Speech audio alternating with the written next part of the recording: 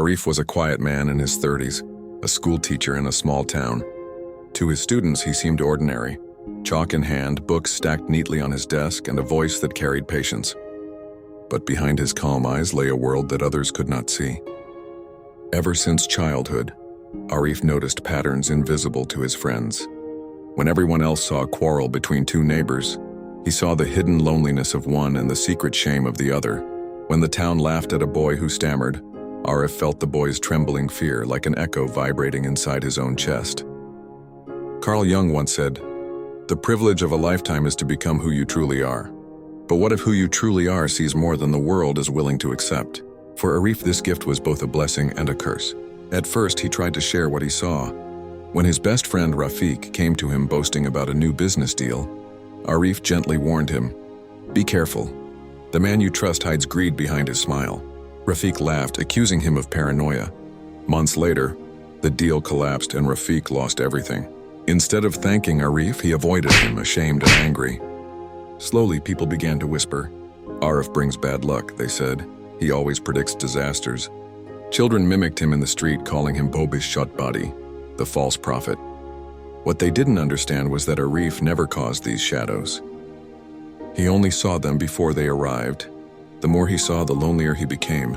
He watched couples smiling at weddings while sensing the cracks that would one day shatter them. He observed students pretending to be confident while secretly drowning in despair. Even his own family began to treat him with caution, as though his vision were a curse that might spread to them. Arif turned inward, burying himself in books of philosophy and psychology. It was there that he discovered Carl Jung. Jung's words struck him like lightning.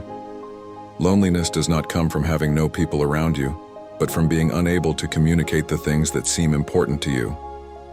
Arif finally understood he was not cursed.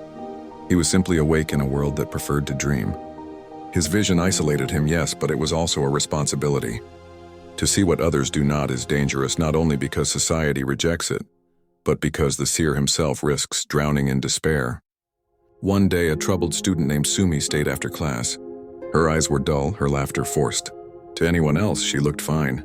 But Arif recognized the silent scream behind her smile.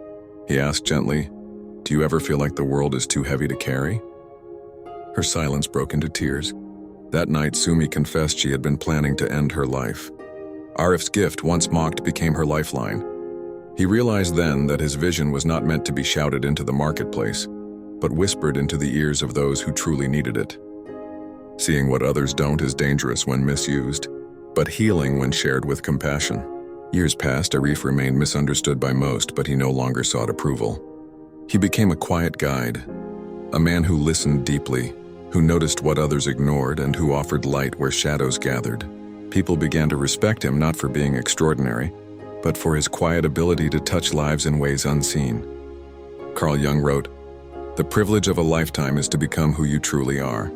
Arif finally embraced that truth. The danger of seeing what others don't had not destroyed him. It had shaped him into someone the world desperately needed, even if the world never admitted it. And so, the man who once felt cursed learned that true vision is not about being accepted by the crowd, but about saving the few who are silently drowning within it.